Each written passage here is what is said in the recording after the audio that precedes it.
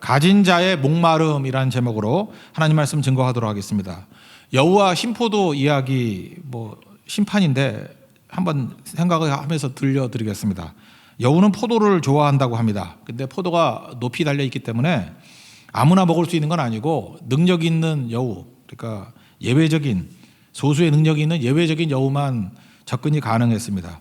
그래서 한 여우가 천신만고 끝에 올라가서 그 맛있는 포도라고 생각하고 포도를 따 먹었습니다. 근데 실제 먹어보니까 너무 신 거예요. 맛이 없는 거예요. 그런데 밑에 있는 많은 여우들 보니까 맛이 어때 묻고 또 이렇게 기대하고 있지 않습니까? 그리고 또 하나는 뭐예요? 자기 노력이 이게 헛수고로 돌아간다는 게 너무 억울하죠. 그리고 이 맛을 아는 건 자기밖에 모르니까 되게 맛있어. 그리고 내려왔다는 것입니다. 그리고 조금 있다가 꽥 하고 죽었대요. 그러니까 나머지 여우들은 뭘 믿겠어요? 자기가 이미 상상하고 있기로는 맛있는 포도라고 생각을 하고 있고 또 증명도 했잖아요. 먹어봤던 여우가 맛있는 포도야. 그래서 또 생명 걸고 또 올라갑니다. 또 예외적인 소수의 여우, 능력 있는 여우만이 올라가서 먹는데 배신감 느끼겠죠. 이걸 맛있다 그랬어? 날 속였구나. 그렇지만 또 밑에 있는 여우들이 맛있니 막 우러러보고 존경하고 좋아하고 하니까 그런 차별에 대한 비교 의식이라도 느껴야 되니까 맛있어. 그리고 또 내려서 꽉 하고 죽었다는 거예요.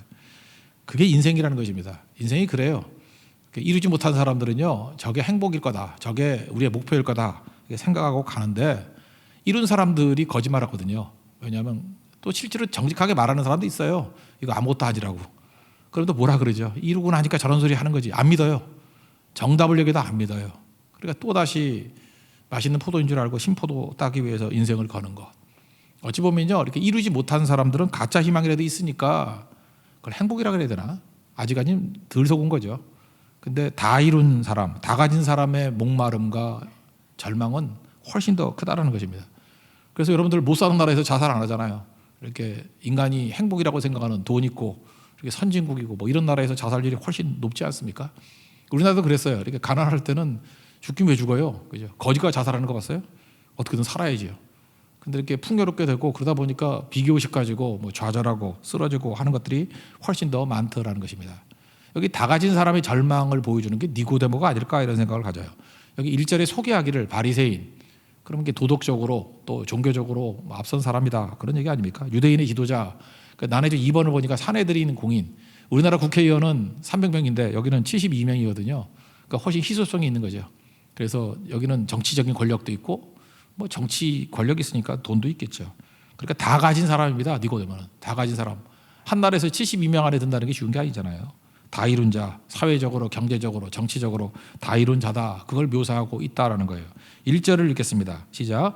그런데 바리새인 중에 니고데모를 하는 사람이 있으니 유대인의 지도자라. 포도에 다가설 수 있는 소수의 사람, 그게 니고데모였다라는 것입니다. 근데 먹어봤더니, 가져봤더니 시거든요. 맛없는 포도인데 다른 많은 사람들은 맛있다 그러고 꽥하고 죽는데 이 사람은 그래도 정직했던 것 같아요. 이거 아닌데 라고 하면서 고민하던 사람이었다는 것입니다. 겉은 화려하죠. 그리고 다 갖춘 것 같이 보이는데 속에는 텅 빔, 허무함, 갈등, 뭐 절망 그런 게 있었겠죠.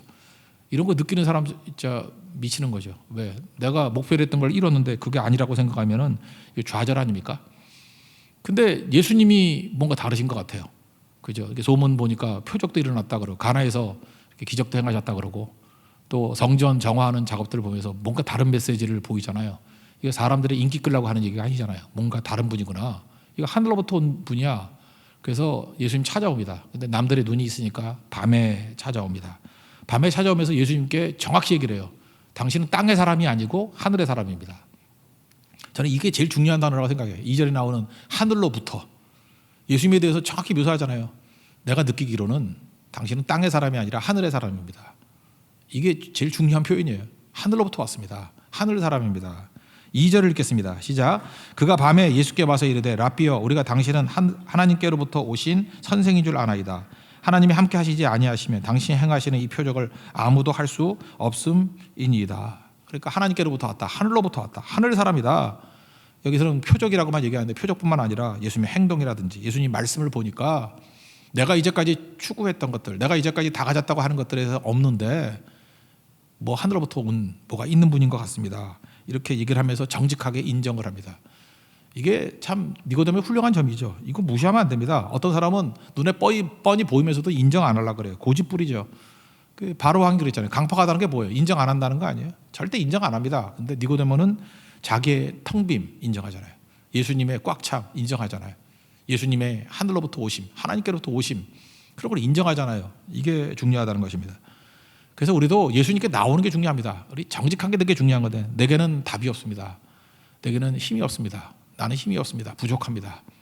예수님께는 내가 정확히 모르지만, 여기도 묘사를 라비어 그러잖아요. 예수님께 뭐 하나님이다, 뭐 하나님의 아들이다 이런 표현도 안 써요. 그러니까 자기 수준에서 라비어 그러는 거예요. 그렇지만 인정하잖아요. 뭔가 하나님께로부터 온 것 같습니다. 하늘로부터 온 것 같습니다. 예수님께 나오면 해결책이 있습니다. 오늘도 여러분들 뭐 잘 몰라도 괜찮습니다. 예수님께 일단 나오셨죠. 그 예수님 결코 빈손으로 돌려보내지 않는다는 것입니다. 예수님께 나오면 됐습니다. 그럼 그때부터 이제 첫 번째 단추를 깨기 시작한 거예요. 잠그기 시작한 거예요. 우리 마태복음 11장 28절 보니까 수고하고 무거운 짐 자들아 다 내게로 오라. 우리 다 그런 존재 아니에요. 수고하고 무거운 짐 진 자들 되게 많아요. 근데 예수님께 오는 사람 별로 없어요. 예수님께 오면 해결책이 있다는 것입니다. 여러분 절대로 수고하고 무거운 짐 지고 쓰러지지 마십시오.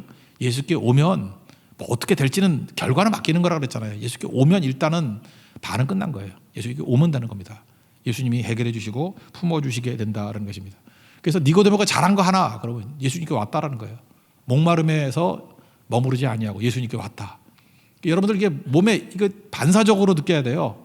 뭐 이것도 안 되고 저것도 안 되고 복잡하면 안 되거든요. 바벨론의 특징이 뭐라고 하죠? 바벨이라는 게 혼잡, 잡스러운 거예요. 근데 예수의 영이 임하게 되면, 성령이 임하게 되면 단순해집니다. 잡스럽지 않아요. 단순해져요. 예수께 오면 돼요. 예수께 나오면 되는 거예요. 예수께로 오라 그러면 되는 거예요. 니고데모 이거 하나 잘했습니다. 우리도 적어도 니고데모의 이 모습만은 본받기를 원합니다. 우리 삶 가운데 어떤 문제가 있든지 어떤 난관에 봉착한다 할지라도 무조건 교회로 달려오십시오. 무조건 예수께 달려오십시오. 그러면 산다라는 것입니다. 이게 니고데모예요. 이거 잘했죠.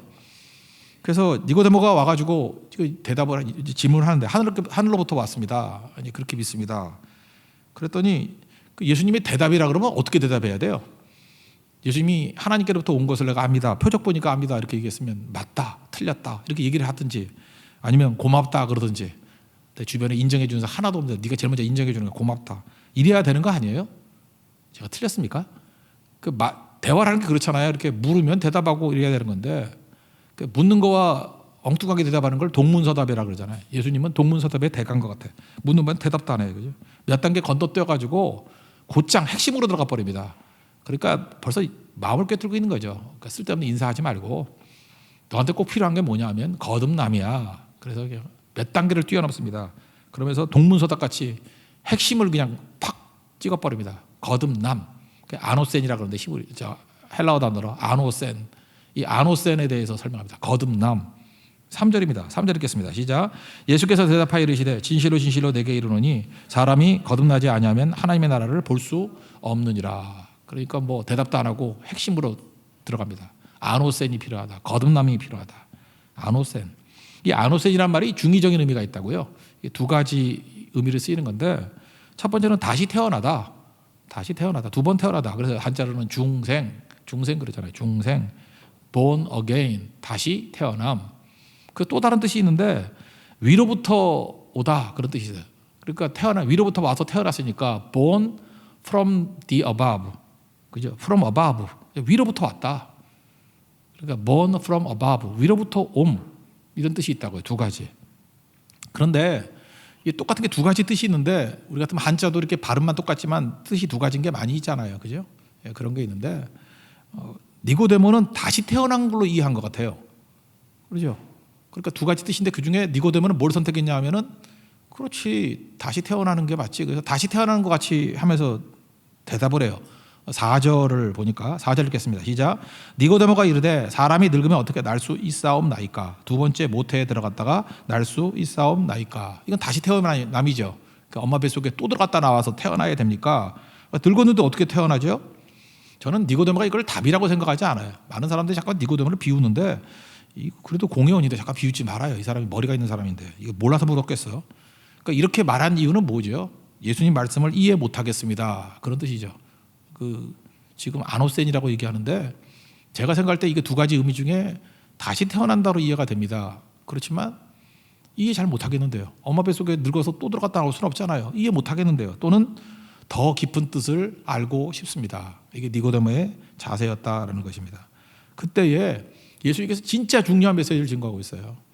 그러니까 여기 요한복음 3장 같이 뭐 김명훈 집사님 같이 머리가 좋아가지고 통째로 외우시는 분들이야 뭐 다 외우면 되겠지만 우린 대외 보통 사람 아닙니까? 그죠? 10개를 들으면 100가지를 헷갈리는 사람들이니까 이 요한복음 8장 중에 한 절을 딱 구한다 그러면 5절 외우세요. 5절. 이게 핵심 구절이에요. 5절. 예수님이 정확히 얘기해 주고 있잖아요. 근데 5절의 얘기에서 핵심은 뭐냐 하면은 이 아노센이라는 단어를 예수님은 위로부터 낮다로 이해하는 것 같아요. 그러니까 우리가 지금 중생이라고 쓰는 거 뭐 틀린 건 아니지만 두 번 태어났다는 뜻 아니에요. 이게 중생이라기보다는 그죠? 위로부터 태어난, 그죠? 위로부터 태어난. 그래서 제가 만든 말인데 아무도 쓰진 않을 것 같은데 상생, 위로부터 태어남. 상생인 것 같아요. 위로부터 태어남. 그게 더 맞는 것 같아요. 예수님께서 이런 뜻으로 설명하잖아요. 물과 성령으로 거듭나야 된다고. 그러니까 물과 성령이라는 게 뭐냐면 위로부터에 대한 의미가 더 강한 것 같아요. 중의적인 의미가 있는데 너는 두 번 태어난다고 설명하지. 근데 그런 뜻보다는 위로부터 태어나는 거야. 만약 이게 더 맞다 그러면 중생이란 말보다는 상생이란 말이 훨씬 낫겠죠. 그죠? Born from above. 5절을 다 같이 읽겠습니다. 시작. 예수께서 대답하시되 진실로 진실로 내게 이르노니 사람이 물과 성령으로 나지 아니하면 하나님의 나라에 들어갈 수 없느니라. 결국은 이 5절의 말씀을 풀어야 된다는 거예요. 예수님이 말씀하신 거잖아요. 이 5절의 말씀을 풀어야 된다는 것입니다. 일단 태어나야 된다는 건 뭐 두 번 태어나든 위로부터 태어나든 태어나는 거잖아요. 그래서 거듭남이라는 것은 개선이 아니라는 거예요. 개선이 아니고 다시 태어나는 거죠.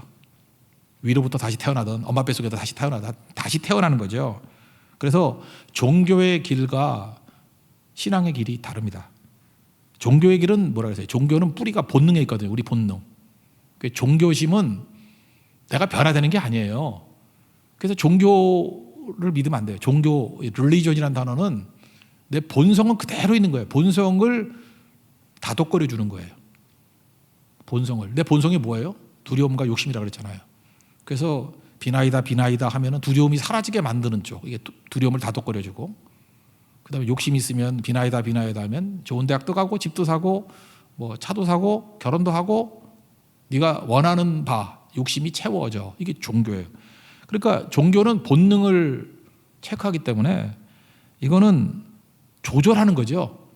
뭐 욕심이 너무 많다 그러면 야 욕심 좀 버려. 뭐 이 정도. 너무 두려워하면 야 두려워하지 마. 그러면서 사실을 제시하면서 그렇게까지 두려워할 필요가 없어. 뭐 이 정도. 그러니까 내가 변화되는 게 아니에요. 그냥 조절하고 있는 거죠. 이게 종교예요. 그러니까 니고데모가 이제까지 경험했던 건 종교였겠죠. 그래서 모든 종교 활동들은 결국 나를 변화시키는 게 아니라 나를 조절해주고 나를 달래주는 정도. 그러니까 종교적인 행위를 하는 게 뭐 구제, 선행 이런 거 하죠. 구제, 선행을 해도 적정선까지만 하는 거예요. 그래서 그 정도 하면 만족 정도만 있는 거지 근원적인 목마름을 해결할 수 있는 건 아니라는 것입니다. 근데 예수님께서는 요한복음 3장에서요 종교를 깨버리는 거예요. 기독교는 종교가 아니야 그 얘기예요. 너의 본능을 이렇게 채워주고 다독거려주는 정도가 아니야. 네 본능이 뭐야? 내 자아잖아요. 본능을 죽여버려야 돼. 그 얘기예요. 본능을 죽여버려야 돼. 이게 본어게인이라 그러면 그거 죽고 다시 사는 거예요. 나는 죽고 예수로 산다 그렇게 표현할 수도 있고, 위로부터 났다 그러면은 네 있는 씨를 가지고 그거 키워서 뭐 나오는 게 아니고 전혀 다른 하늘로부터의 새로운 씨앗이 심겨져야 돼. 그리고 그 씨가 성장해서 열매 거두는 게 그게 거듭남이야. Born from above. 그게 위로부터 나는 거야. 이렇게 얘기를 하고 있습니다.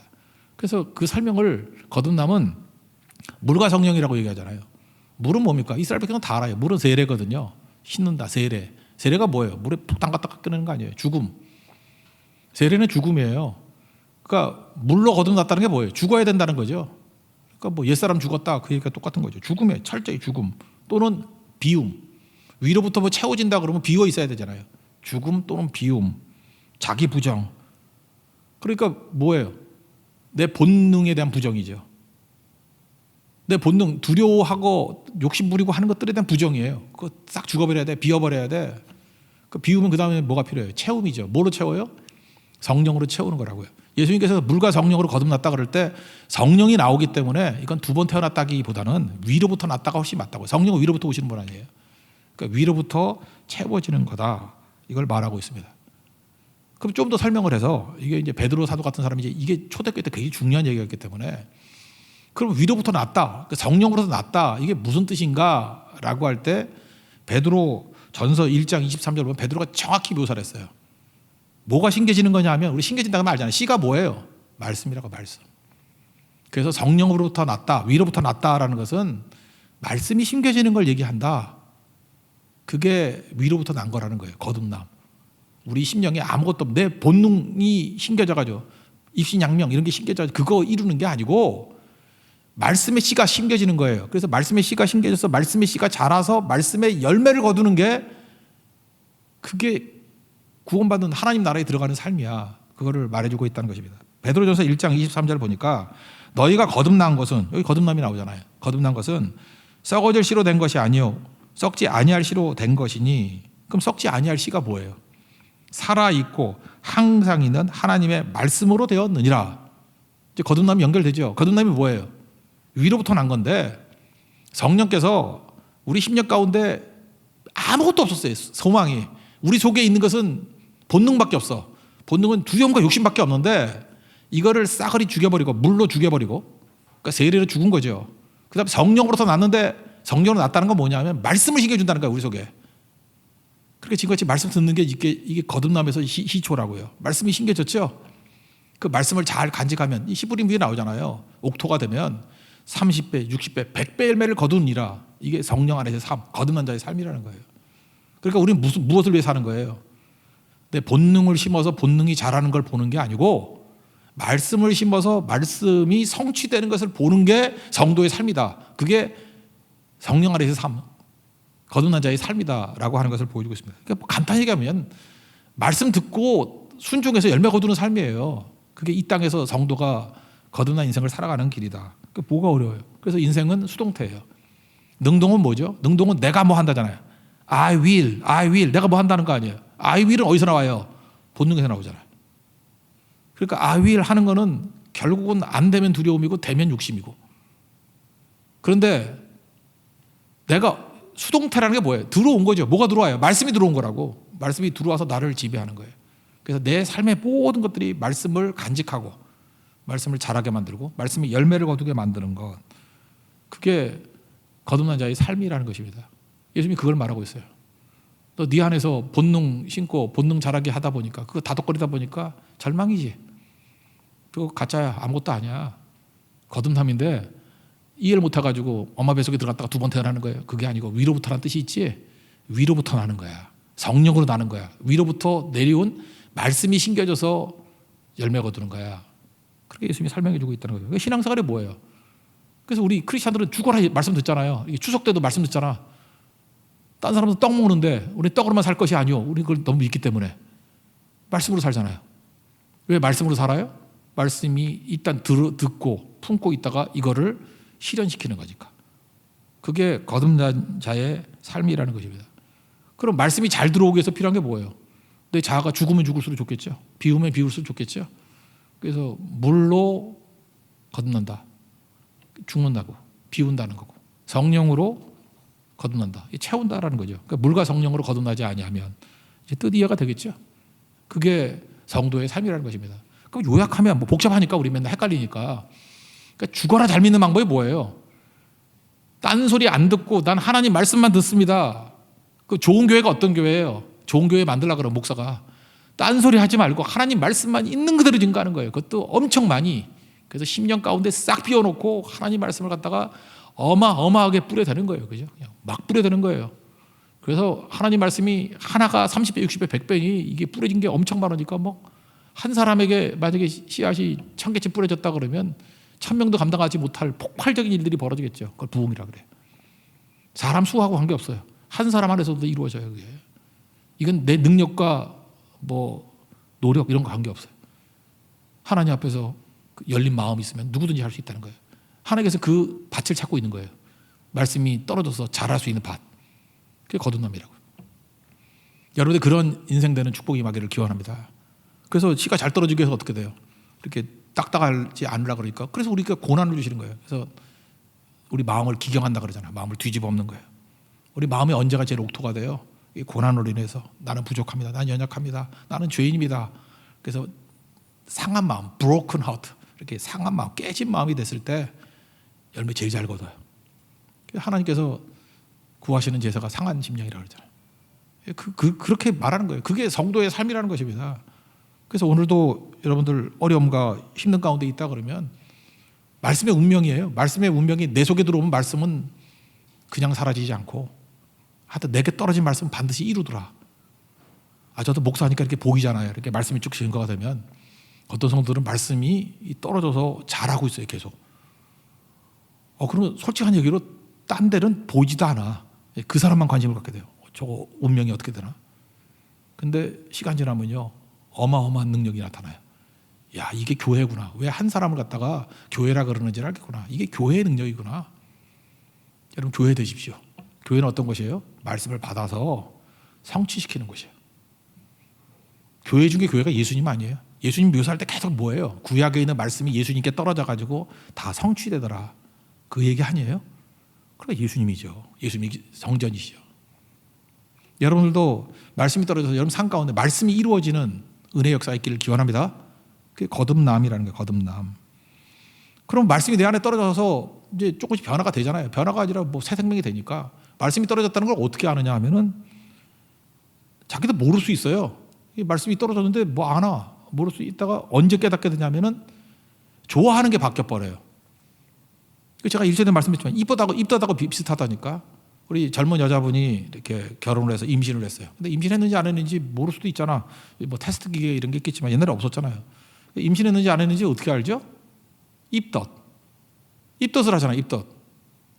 옛날에는 그렇게 좋았던 게 입덧하면은 싫어져요. 뭐 이렇게 막 구토가 나오기도 하고. 그래서 임신한 여자들이 알게 되죠. 이렇게 선호도가 바뀔 수 있구나. 제가 찾아보니까 입덧이 왜 생기냐 그랬더니 태아의 건강을 위해서 체질이 바뀌는 거래요. 그러니까 이전에는 몸에 나쁜 거 그냥 먹었어. 그래서 여자분은 입덧을 잘 겪으면은요 건강 체질로 변화가 돼요. 입덧할 때 먹어서는 안 되는 거 있잖아요. 뭐 냄새나고 그런 거 먹지 마세요. 그런 거 여러분 몸에 안 받는 거예요. 근데 딱 맞는 게 있죠. 몸에 받는 거예요. 우리 집에도 그 첫째 아이 날 때 보니까 입덧 엄청나게 했어. 그때 내가 느꼈던 게 그거죠. 저는 이걸 알고 있었기 때문에 이전까지 우리 사모가 엄청나게 나쁜 음식을 먹고 있었구나 이렇게 느꼈어요. 그죠? 그러면 어떻게 입덧을 저렇게 하나. 그러다가 뭐 먹고 났냐면 커피 먹고 났어요. 커피 하나를 딱 먹더니만 입덧이 딱 그치고 그때부터 커피는 하나님 주시는 복된 음료구나. 정말이에요. 그러니까 제가 적어지면 우리 사모의 체질은 커피가 맞는 체질이에요. 그것도 뭐 이렇게 탄 거 말고 그냥 날로 된 아메리카노 같은 거 있잖아요. 블랙커피. 그거 먹으니까 딱 낫더라고요. 저도 그래서 이게 입원했을 때 몸이 아프고 나니까 그때 병원에서 주는 거 딱 이제 음식이 바뀌잖아요. 바뀌고 나니까 몸이 받아들여. 이게 되게 좋은 게 있더라고. 그때 깨달은 거예요. 내 머리로 모르던 것이 몸이 말하고 있어요. 그래서 그거 체크해놨죠. 근데 그 쪽지를 잊어버렸어. 내가 뭘 먹었는지. 그때 되게 건강 좋았거든요. 근데 최근에 여러분 지금 약간 좀 날씬해진 것 같지 않아요? 내가 일주일 만에 3kg가 빠졌는데 잘 모르겠어요? 내가 다이어트 한 거 아니에요? 다이어트 안 해. 내가 왜 다이어트를 왜 해? 내가 다이어트 안 했어요. 딱 하나 과자를 끊었어요. 과자를 끊었다고. 내가 어떤 의사 얘기를 듣고 과자를 딱 끊었어.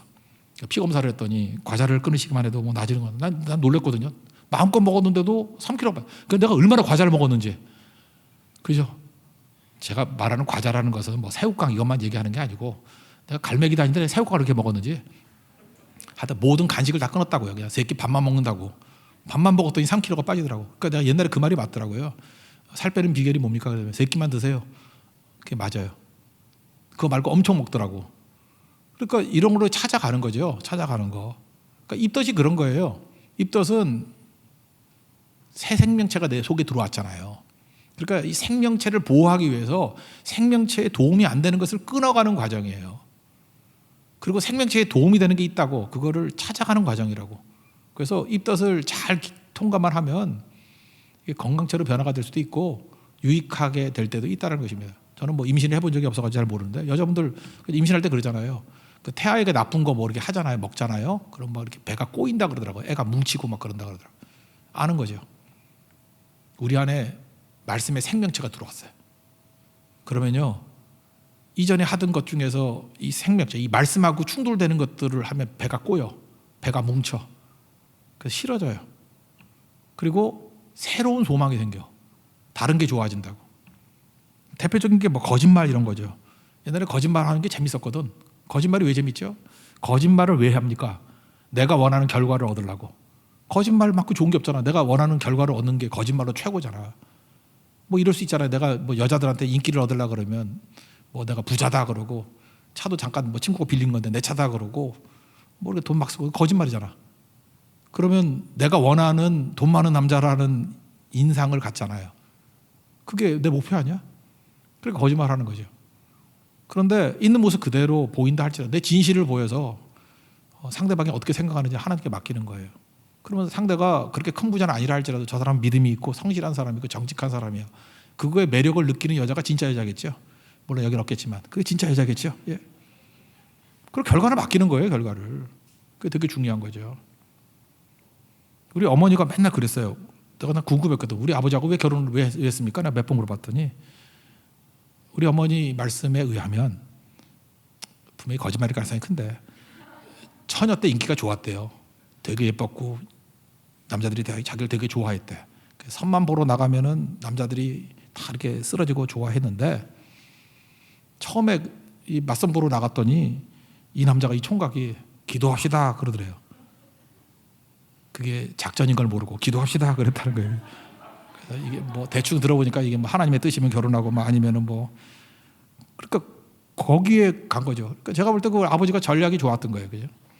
믿음이 있던 여자니까 다른 거 이렇게 처녀 때는 많은 거 보잖아요, 조건이. 그런데 기도하자라는 총각을 처음 봤다라는 거예요. 그죠? 제가 볼 때 그거 어떻게 보면 하나님께 맡긴 거일 수 있죠. 그걸 어떻게 뭐 전략일 수 있겠어. 그냥 하나님께 맡겨버리는 거죠. 난 아무것도 없습니다. 진짜 아무것도 없었어요. 나는 거지입니다. 또 그렇게 말할 수도 없잖아. 그러니까 하나님께 맡깁니다. 그랬더니 다른 걸로도 사로잡을 수 없는 하나님의 성령의 사로잡음이 한 여자의 마음을 이렇게 돌이킨 거 아니에요? 그런 거 아니냐고요. 우리 인생이 다 그래요.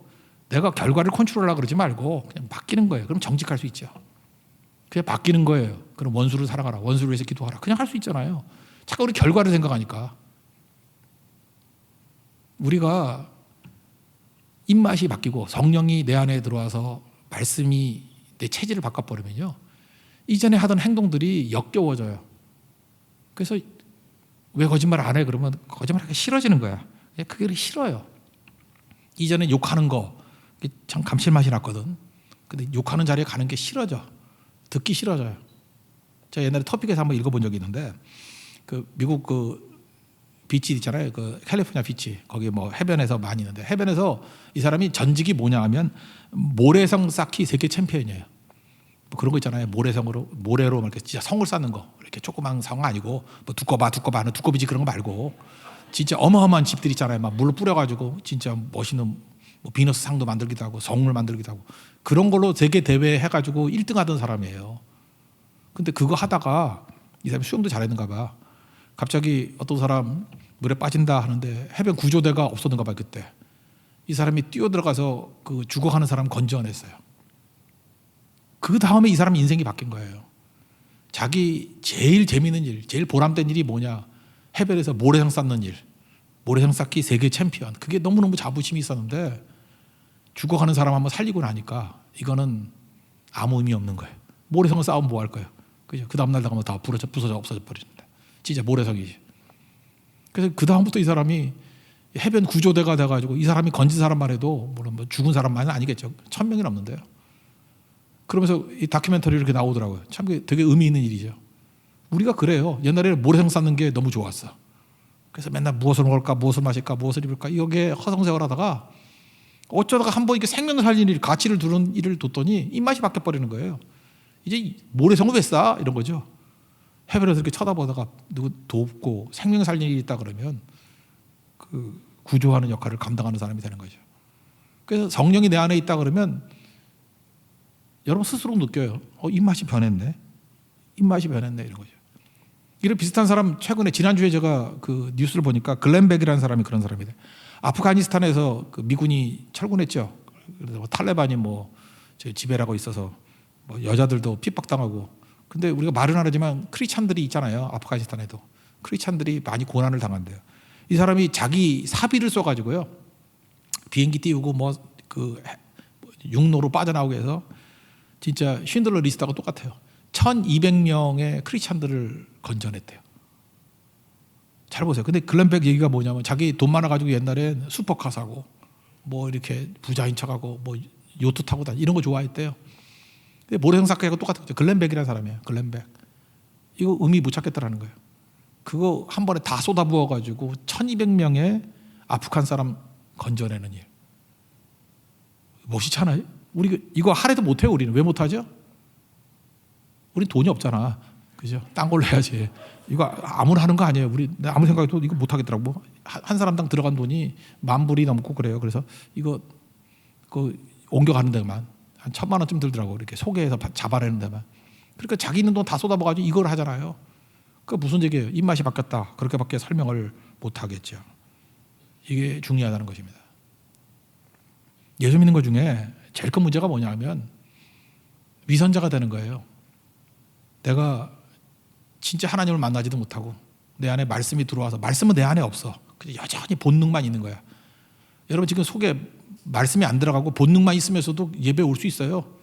가끔마다 설교할 때 우리 본능을 자극하는 설교도 하잖아. 뭐 병도 난다 그러고 뭐 출세도 한다 그러고 자식 새끼들도 잘 된다 그러고 그때만 아멘 하면 되잖아. 딴 데는 졸면 되고. 그러면 적당히 종교인으로 살아갈 수 있어요. 그래도 위로도 받아요. 힘도 얻고 만사 형통되고. 근데 이건 위선이잖아요. 이런 사람은 업앤다운이 심해요. 자격심이 채워졌을 때는 기쁘지만 아닐 때는 너무 낙심을 해. 근데 신앙일의 길을 걸으면요, 내가 죽는 거예요. 그래서 내 문제 때문에, 이 자아의 문제 때문에 별로 섭섭하지도 않고 좌절되지도 않고 나는 이미 죽었기 때문에 별 관심이 없어. 온통 관심이 어디에 있느냐 하면 이제 말씀이에요. 그래서 말씀을 사모한다 그러잖아.